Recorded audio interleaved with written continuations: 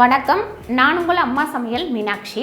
இன்றைக்கி சூப்பரான ஒரு கருணக்கிழங்கு வறுவல் தான் நம்ம பார்க்க போகிறோம். மசாலா ஃபுல்லாகவே நம்ம வறுத்து அரைச்சி பண்ண போகிறோம். வாங்க எப்படி பண்ணுறதுன்னு பார்க்கலாம். பாருங்கள், 1 ஸ்பூன் அளவுக்கு எண்ணெய் போட்டுக்கலாம். இந்த கடாய் எங்கே வாங்கினீங்கம்மான்னு நிறைய பேர் கேட்டிருக்கீங்க. இது மேயர் பிராண்டு.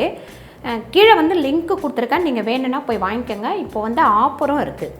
பாருங்கள், சோப்பு ஒரு 3/4 ஸ்பூன், நட்சத்திர பட்டை 1, பட்டை 1, கிராம்பு 3, கல்பாசி கொஞ்சம், 12 காஞ்ச மிளகாய் பாருங்கள், இஞ்சி ஒரு சின்ன பீஸு, பூண்டு ஒரு 10 பீஸு.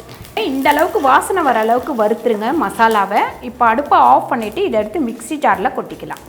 3 ஸ்பூன் பச்சரிசி மாவு இதில் போட்டிருக்கேன். மஞ்சத்தூள் 1/2 ஸ்பூன் போட்டுக்கலாம். அதுக்கப்புறம் இந்த வறுத்த மசாலா எல்லாத்தையும் இதில் போட்டுக்கலாம். பாருங்கள், மசாலா இது நல்லா ஆறுனதுக்கப்புறம் நம்ம அரைச்சி எடுத்துக்கலாம். அதே கடாயில் நம்ம தண்ணி ஊற்றிக்கலாம். தண்ணி கொஞ்சம் தாராளமாக ஊற்றிக்கங்க. உப்பு 1 ஸ்பூன் கிட்ட உப்பு சேர்த்துக்கலாம். இதில் தண்ணி நல்லா கொதிக்கட்டும் கொஞ்சம். அதுக்கப்புறம் கருணக்கிழங்கை நான் இந்த மாதிரி வெட்டி வச்சுக்கேன். பாருங்கள், இப்படி சின்னதாக முழு கருணக்கிழங்கு வாங்கினீங்கன்னா உங்களுக்கு இந்த மாதிரி கிடைக்கும். தண்ணியில் விட்டு நல்லா கழுவி வச்சுருக்கேன். இப்போ நம்ம இந்த கருணக்கிழங்கை இந்த தண்ணிக்குள்ளே போட்டுக்கலாம். நல்ல கருணக்கிழங்கு முழுகிற அளவுக்கு தண்ணி ஊற்றணும் நம்ம வேக வைக்கும் போது. இது ரொம்ப வேகவும் கூடாது. சும்மா அந்த சுடு தண்ணியில் போட்டுட்டு ஒரு 3 நிமிஷத்தில் நம்ம இதை எடுத்துடலாம். அடுப்பை ஆஃப் பண்ணிவிடுவோம். இதை எடுத்து கிண்ணத்தில் வச்சுக்கலாம். மசாலாக்கு தேவையான அளவு நம்ம உப்பு சேர்த்துக்கலாம். நம்ம தண்ணியிலே நம்ம உப்பு போட்டிருக்கோம். அது அந்த கருணக்கிழங்குல சேராது, லைட்டாக தான் சேரும். அதனால் நம்ம மசாலாவுக்கு உப்பு சேர்த்துக்கலாம். இப்போ அரைச்ச மசாலாவை இந்த தட்டில் போட்டுக்கலாம். நல்லா இந்த கருணக்கிழங்கை மசாலா இப்படி பரட்டி எடுத்து வச்சுக்கலாம். நீங்கள் மசாலா நைஸாக அரைச்சிங்கன்னா தான் நம்மளுக்கு இந்த கருணக்கிழங்குல மசாலா ஒட்டிட்டு வரும்.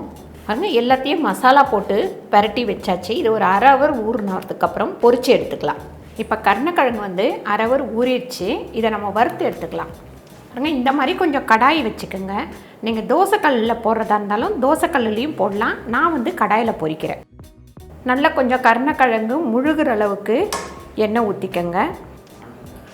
பாருங்கள், எண்ணெய் காஞ்ச உடனே இதை உள்ளே போட்டுக்கலாம்.